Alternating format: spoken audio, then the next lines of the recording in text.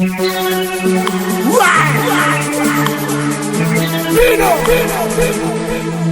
la Pino. Yes, Qui veut lire ce qui est écrit? Il faut lire. Être toujours présent et très attentif au cours. Voilà. Être toujours présent et très attentif au cours. Qu'est-ce que ça veut dire? Qui veut expliquer ce que le point 1 là veut dire? Oui. Ce qui signifie que nous devons être présents au cours. C'est-à-dire, c'est ça que je veux qu'on explique. Ok. Et c'est ça que je veux qu'on explique, c'est pas et. Oui. Nous ne devons pas manquer les cours. On ne doit jamais manquer les cours. Il faut être au cours régulièrement. Il ne faut pas penser qu'un camarade ira au cours pour vous. La deuxième partie, c'est être attentif au cours. C'est quoi être attentif? Oui. C'est-à-dire d'écouter attentivement le professeur. Écoutez attentivement le professeur. Mais on ne doit pas bavarder. Voilà, c'est un bavard qui a dit ça lui-même. On va lui dire ça. Attrape ça. Si vous bavardez au cours, vous dérangez qui? Non, vous dérangez vous-même parce que vous ne saurez même pas ce que le prof dit. Et maintenant, vous allez déranger aussi les autres. Il ne faut pas être le corps présent avec l'esprit ailleurs. Ça, on a dit que c'est quoi? C'est le premier doigt de la main. Et on a dit qu'il y a combien de doigts? 5 doigts. Ça, c'est la première étape. Regardez la deuxième étape. La deuxième étape. Qui veut deviner ce qui sera la deuxième étape? Oui?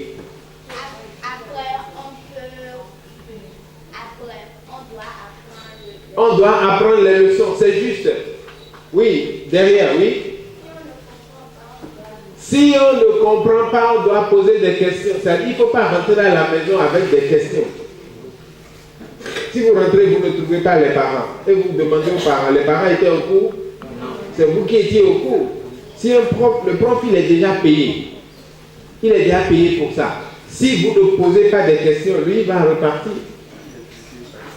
Et il va croire que vous avez compris.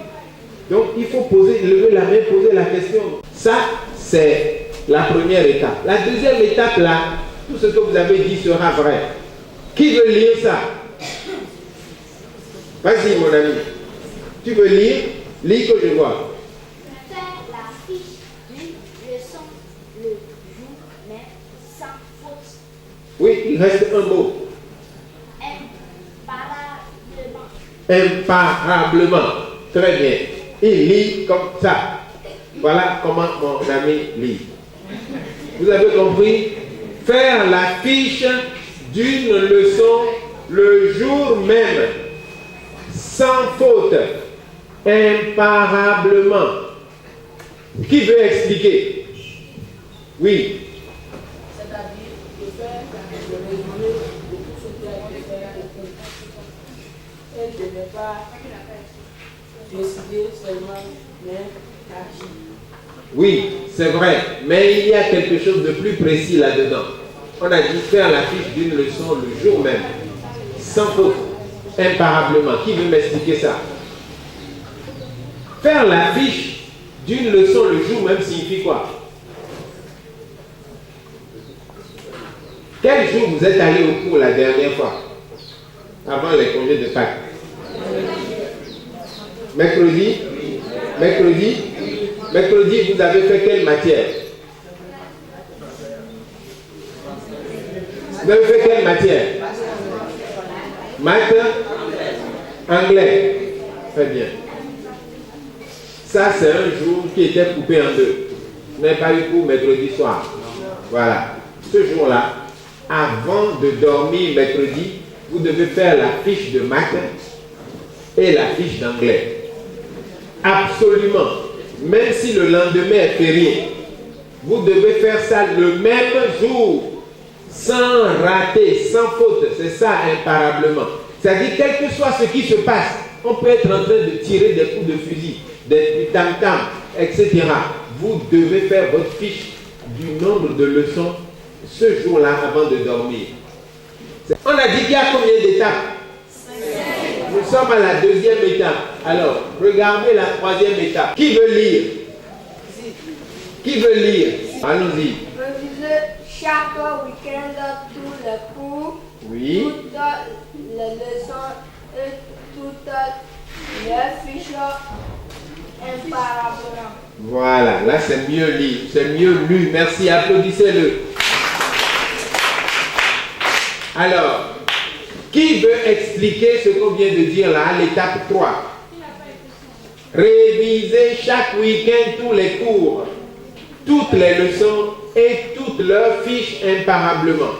Le week-end, on doit réviser le week-end tous les cours, toutes les fiches, tout ce qu'on a fait en fiche là avec leurs leçons, on doit tout réviser en week-end. C'est-à-dire que si j'ai cours jusqu'à vendredi, j'ai 3-4 matières vendredi, qu'est-ce que je fais vendredi soir? Je fais les fiches du jour de vendredi, les fiches des leçons de vendredi.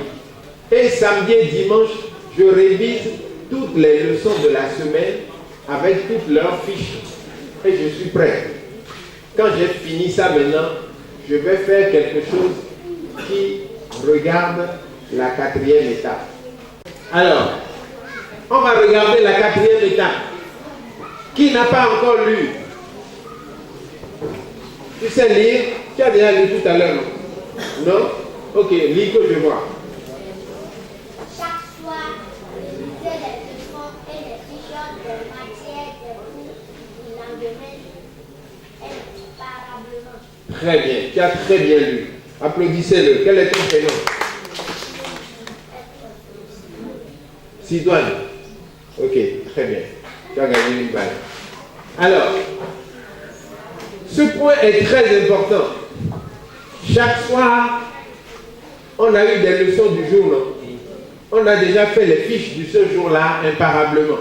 Quand on a fini les fiches de ce jour-là, supposez que j'ai fait des fiches mardi. Mercredi, il y a cours, non? Je connais mon emploi du temps, non? Si je connais mon emploi du temps, donc j'ai des matières mercredi. Qu'est-ce que je dois faire avant de dormir? Je prends les fiches que j'ai faites la dernière fois pour les leçons que j'ai mercredi là et je relis les fiches et les cours pour préparer les cours du lendemain. Et quand vous avez fait les fiches, vous verrez que la révision pour le cours du lendemain est facile. Et quand vous révisez les fiches, si on fait une interrogation écrite, il n'y a rien à faire. Si ce n'est pas 18, ce sera 19. Si ce n'est pas 19, ce sera 20. Ceux qui n'ont pas fait de fiches, ils auront des problèmes. Le dernier point de notre circuit à 5 branches, c'est faire beaucoup d'exercices et traiter beaucoup d'épreuves dans toutes les matières, dans chaque matière. Et encore une fois, avec le mot imparablement, c'est-à-dire sans rater, sans manquer, sans jamais rater de le faire. Pino, c'est chez la Pino. Yes, I.